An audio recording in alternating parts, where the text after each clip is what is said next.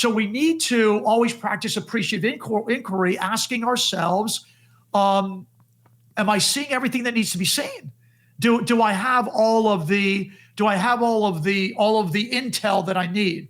Now, going back to my funeral service story, the organizational psychologist, Dr. Joe Pace, that came into our funeral home grief recovery program from the Pacific Institute, actually taught us about scotomas. And he put us through a scotoma exercise, and I failed. Man, really? And you went through that. Oh, yes, sir. But that was my life-changing moment. That was the moment that straightened my spine. When you talk about, you mentioned blind spots in the past. You talked about blind spots, and can you talk to us more about the importance of eliminating those blind spots when it comes to resistance and mindset? Yes, certainly. That's a 3-hour workshop. So a 3-hour workshop. Oh my goodness. Buckle in, buckle up. So there's something that is actually a phenomenon that happens in our thinking process. It's called scotoma, a scotoma moment. And that is a cognitive blocking out of something that's right in front of you, something that's hidden in plain sight. For the audience's benefit, I'll just use glasses as an example for those of you that wear glasses. Where are my glasses? Where are my glasses? You walk by a reflection in a mirror, they've been on your head the whole time. Or, where are my car keys? Where are my car keys, especially nowadays with the fob? Well, they've been in the center console the whole time, or they're in your pocket, or they're in your hand. Mm-hmm. But it's something that is right in front of you. You just can't see it. So that's natural.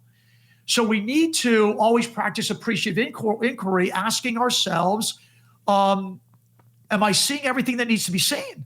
Do I have all of the intel that I need? Now, going back to my funeral service story, the organizational psychologist, Dr. Joe Pace, that came into our funeral home grief recovery program from the Pacific Institute, actually taught us about scotomas. And he put us through a scotoma exercise, and I failed. Man, really? And you went through that. Oh, yes, sir. But that was my life-changing moment. That was the moment that straightened my spine, because I was the boss, Applesauce. My name was on the building. I had the cars and all the watches and all the artifacts to prove it. I signed both the front and the back of the checks. That means you're the boss, Applesauce, all that. But I got the wrong answer in the scotoma exercise. But there were people around me that got the right answer. And it's not a test in IQ. It's a test in perception. Are you seeing all that's out there to be seen? Now, you stepped through that exercise with me in our events. What's interesting is that it works every time, because we all don't see the same thing because of these cognitive blockages, if you will, in our line of sight from seeing to perceiving and then believing. I'm going back to the belief thing in a moment. Mm-hmm. So it's vitally important to realize that we all have scotomas. Problem is, we just don't know where they are.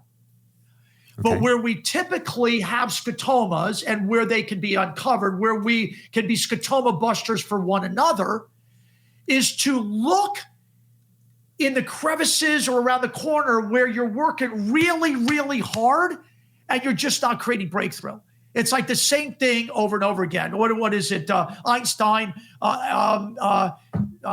help me. Doing the same thing over and over again is the definition. Expecting a different result is insanity. Insanity. Definition Correct. of insanity, right? Yeah. So where are you doing the same thing over and over again, and you're just getting the same result, and you think that you should create breakthrough, or where you really believe you could be superlative, where you want to go from good to great or great to greater, but you're just missing that oregano, that secret sauce, that little added pixie dust, if you will. So that's where you usually have scotoma moments. And oftentimes you can't see them on your own. So you want to use an advisor or a coach or ask your significant other, or just ask yourself, get reflective. What might I be missing?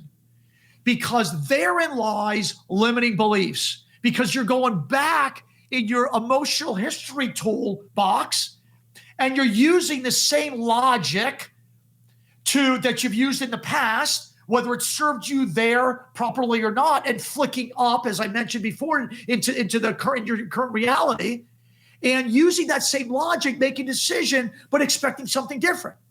So the intention is to go from those limiting beliefs. Where do I have my limiting beliefs? And then go through this process to basically hack your mind and affirm a liberating belief. And that is, no, I can't find this answer because I've done it once before. I just need to stretch myself a bit more and look in places that I haven't looked. I need to look to a coach. I need to be more innovative. I need to be more open to opportunity, possibility thinking. Now, again, this sounds conceptual, but we make it we translate mindset into a skill set. There's exercises that you can go through, and you began some of those with me in the workshop, Mark, to translate limiting beliefs, because you want to go to those places that are causing you to lose sleep at night. Mm-hmm. What's keeping me up at night? Business problems, family problems, because that's where most of your limiting beliefs lie, where your scotomas lie, where your blind spots lie. And in turn, you want to look to the replacement picture, like I did with my funeral service career. I want more than what I'm experiencing. Is it going to be easy to get there? No, but you got to stretch yourself with a clear understanding of where you want to go.